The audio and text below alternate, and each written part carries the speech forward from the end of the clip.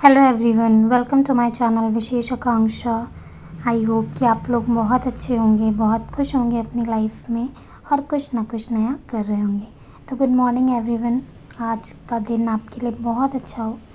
और मैं भी मॉर्निंग में उठी हूँ। वैसे तो 5:30 बज रहा है, लेकिन आप उजाला देख सकते हैं कितना ज़्यादा है। मतलब लग ही नहीं रहा है कि मैं इतना मॉर्निंग में उठी हूँ। तो वही मैं उठ के अपना थोड़ा पेड़ों पास जाके देख रही थी। एक्चुअली अब मैंने बहुत दिन से व्लॉग नहीं डाला था, तो आज मैं आपके साथ शेयर करने जा रही हूँ कि जो भी बच्चे CSIR नेट का एग्ज़ाम दे रहे हैं उनके लिए है। सिर्फ 9 दिन बचे हैं और फाइनली अब वो टाइम आ गया है कि हमें अपना जो भी हमने मेहनत की है 6 महीने 5 महीने 4 महीने जो भी किया है, अब उसका रिज़ल्ट आएगा, क्योंकि जैसा हम एग्ज़ाम देंगे वैसा ही रिज़ल्ट होगा। तो इस वीडियो में मैं आपके साथ शेयर करने जा रही हूँ कि लास्ट के 9 डेज़ में मैं क्या क्या करने वाली हूँ। सबसे पहले 9 डेज़ को मैंने 9 आवर्स में तोड़ लिया है और हर दिन मैंने 3 स्लॉट बनाए हैं अपने लिए और हर स्लॉट 3 आवर्स का है, 3-3 घंटे का है।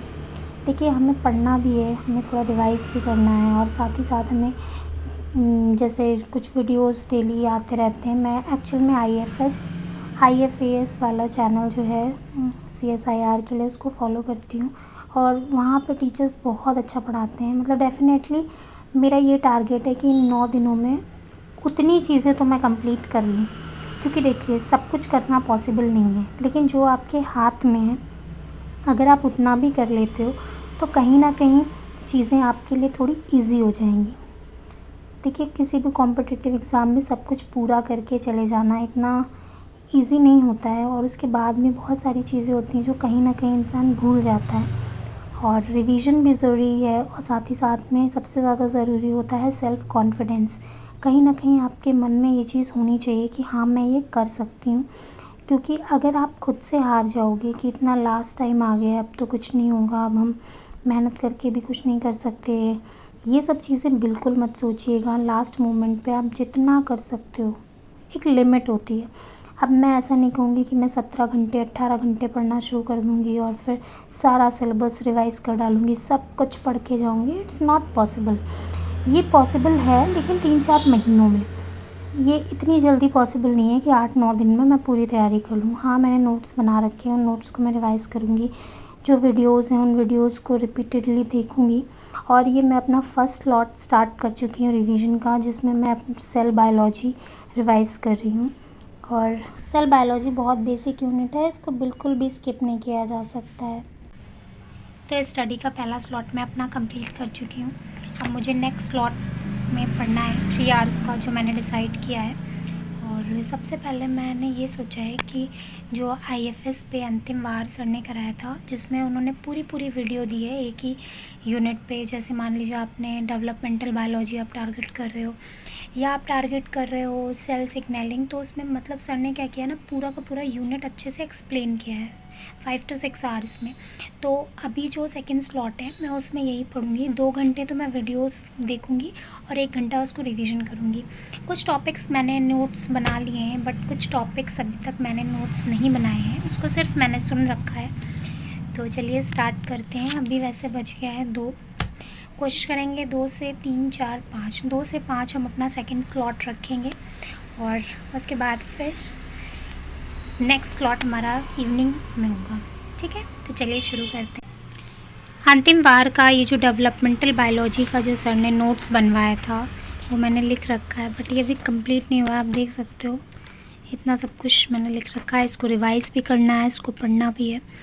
तो पहले मैं सोच रही हूँ 1 घंटा में थोड़ा रिवाइज़ करती हूँ, कोशिश करती हूँ कि ये पढ़ लूँ अच्छे से। उसके बाद फिर इसके आगे का जो आई थिंक 1 घंटे का और वीडियो बचा हुआ है उसको कंप्लीट अप करके फिर इसका रिवीजन करेंगे। तो चलिए स्टार्ट करते हैं। नहीं तो कभी नहीं, आई थिंक अब ये टाइम आ चुका है जब आपको अपनी ओवर थिंकिंग से निकल के कि क्या होगा, कैसे होगा, किस तरह से मैं चीज़ों को कंप्लीट करूँगा, अब आपको सिर्फ़ और सिर्फ ये सोचना है कि क्या क्या चीज़ें हैं जो मैं कर सकता हूँ या क्या क्या टॉपिक्स हैं जो मुझे आते हैं और मुझे सिर्फ उनको एक बार पढ़ना है। क्योंकि देखिए, जब हम कोई एग्ज़ाम देने जाते हैं तो सबसे ज़्यादा ज़रूरी चीज़ जो हमारे लिए इम्पॉर्टेंट है वो है सेल्फ़ कॉन्फिडेंस। अगर आपके अंदर सेल्फ़ कॉन्फिडेंस नहीं है तो कहीं ना कहीं आपको ये चीज़ देखना पड़ सकता है कि आपकी प्रिपरेशन कितनी भी अच्छी हो लेकिन फिर भी आप डीमोटिवेटेड फील करते हो और उतना अच्छा परफॉर्म नहीं कर पाते जितना आप कर सकते हो। तो शाम हो गई है और मैं ज़रा ऊपर आई थी थोड़ा टहलने के लिए। मैं आपसे एक बात कहना चाहती हूँ। हो सकता है कि जैसे बहुत सारे लोग ऐसे होते होंगे जो अपना टारगेट बनाते हैं पर वो टारगेट पूरा नहीं हो पाता है, और यही मेरे साथ हुआ।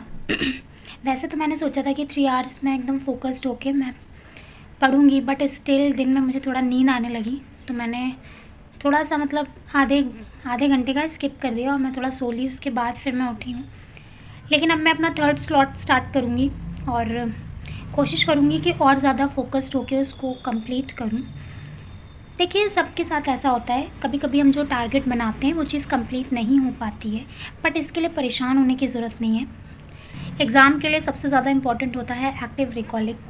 आपके पास टाइम भले कम हो लेकिन आप कोशिश करिए कि चीज़ों को एक्टिवली रिकॉल करिए टाइम निकाल के, और इस समय जितना रिवीजन हो सकता है जो आपके हाथ में है, जितना टाइम आपके हाथ में है उसको ज़्यादा से ज़्यादा अपना रिवीजन करने में दीजिए। और सबसे बड़ी चीज़ ये होती है, इस समय मेंटली प्रेशर मत लीजिएगा, एकदम रिलैक्स होके पढ़िए। देखिए, अब जितनी प्रिपरेशन होनी थी हो चुकी है।